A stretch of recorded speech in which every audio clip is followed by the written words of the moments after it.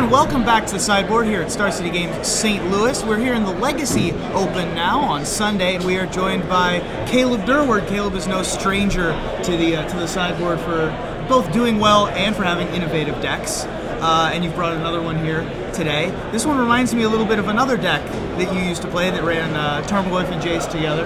It was long time ago. I made the top 8 of one of these, and you ended up winning that tournament with like a weird zoo list. Yeah, blue zoo. Right. Yeah, lightning bolts. This one's significantly different, of course.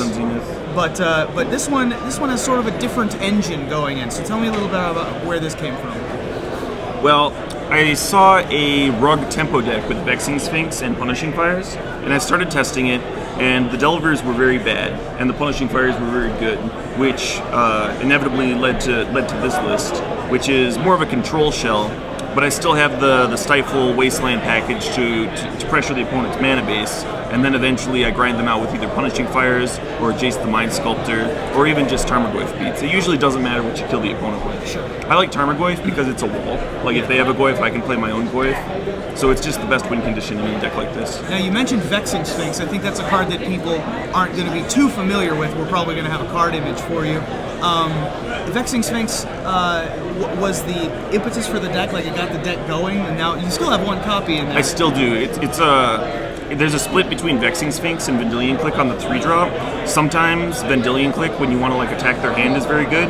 But if you want to like develop your board position, Vexing Sphinx is quite good at that. Like if your opponent is pressuring you with creatures, a lot of the times it like combines with like a Tarmogoyf to make it so your opponent can't attack for a while. Meanwhile, the cumulative upkeep on it is discard a card. So you can discard the Punishing Fires, you can discard lands that you're getting back with Life from the Loam, and then when you finally cash it in, you're turning all of those extra cards.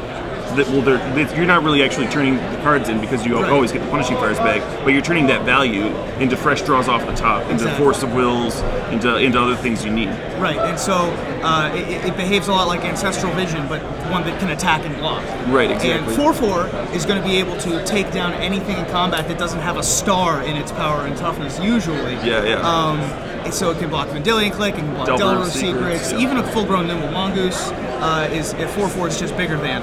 Another interesting innovation you have in this deck is the last creature that we haven't talked about yet, and I don't know how it took this long, but Augur of Bolas. Right. You were telling me a little bit about why Augur of Bolas is better in this deck, when on the surface it looks like this could be a Snapcaster Mage deck. Right, it started with Snapcaster Mage, and the card was very clunky. Every time I wanted to like Snapcast back a Ponder or Snapcast back a Stifle or a Lightning Bolt, I was like, this is very awkward, because you need to set up that timing, and it's a ton of mana to invest in that, especially when you and your opponent are wastelanding each other.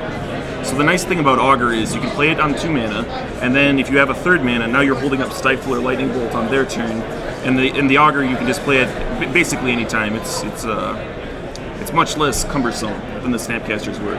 The other thing Augur does is it actually finds your combo pieces. Augur finds Punishing Fire and it finds Life from the Loam, which Snapcaster never did. Right. And also, if you happen to have the time or the want to do this, you can brainstorm, put cards you don't want back on top, and then use Augur of Bolas to get rid of them. Right, so it's like free scry. Yeah, a little bit of a free scry.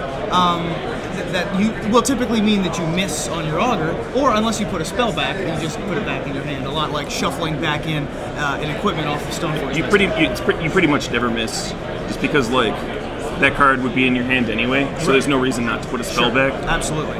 Yeah.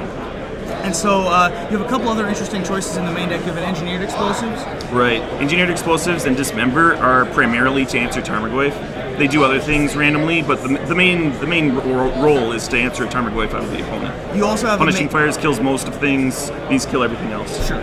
You also have a main deck Misdirection and a main deck Negate. Right. Misdirection is a holdover from the Tempo list. I was playing with it, and it was just very good. Even as the deck got more controlling, I still wanted that extra pitch card in there.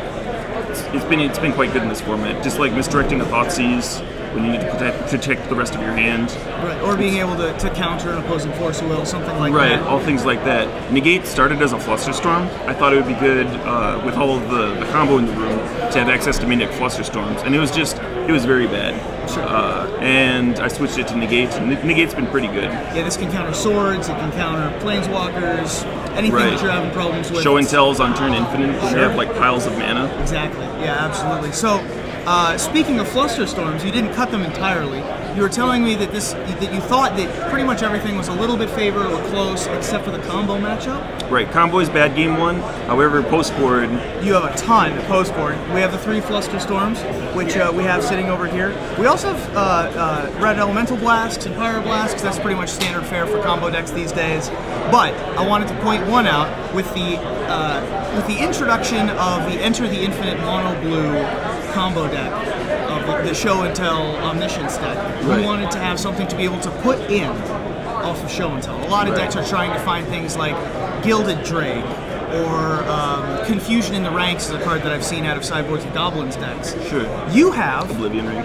Oblivion Ring is another great one. You have Arcane Laboratory. Right. Tell me about Arcane Lab. Arcane Lab's very good. It splash hates Storm decks, which is awesome because there's lots of Storm in the room. But against the Enter the Infinite Omniscience combo deck, you put it into play, and then they can't cast the Enter the Infinite. They've already cast Show and Tell for their turn, so they can no longer play a spell. They have to pass the turn. The next turn, when they go to cast the Enter the Infinite, you can just Red Elemental Blast it, Force of Will it, whatever. They can't win the counter war because the Enter the Infinite that they're casting is their spell per turn. Yeah. They're basically just dead. Sure. Yeah, they've locked themselves out of the game with your Arcane Laboratory. Right. That's a pretty interesting. That's a pretty fun trick. I like that one a lot. You have a couple of catch-all answers in here as well. Everyone's pretty used to seeing Submerge. You have another Engineered Explosives, but a couple other catch-all answers just to what are the most important things. Right. A few more answers to Tarmogoyf. Like I said, there's a few answers to Goyf in the main deck, but having more answers post-board really shores up those matchups. You have a Pithing Needle. Right. I imagine that's mostly for top. Needle hits top, but most of the top decks are already great matchups. Sure. It also hits Aether Vial, which is important. Yeah. And you also Needle just hits everything. You also have Crows and Grip to be able to deal with Needle, and you have one Forked Bolt to be able to shore up, I imagine, things like Death and Taxes. St. Louis has a lot of tribal decks, typically. Sure. So Forked Bolt is there to take down Goblin Lackeys and things like that. Yeah. Just Although one more card we already have Augur of Bolas in our deck, so we're okay against Goblin Lackey. That we are. They can't even cycle a Gem Palm Incinerator to kill it. Yeah. If you go Snapcaster and try and block, they're just I'll cycle my Incinerator, put a Siege Gang into play, and then you're dead. Sure. Well, this, I mean, every time you come over, you have something interesting to show us, and this is certainly another one. Thank you so much for joining me. This is Caleb Durward. I'm Ruben Bressler here at Star City Games St. Louis.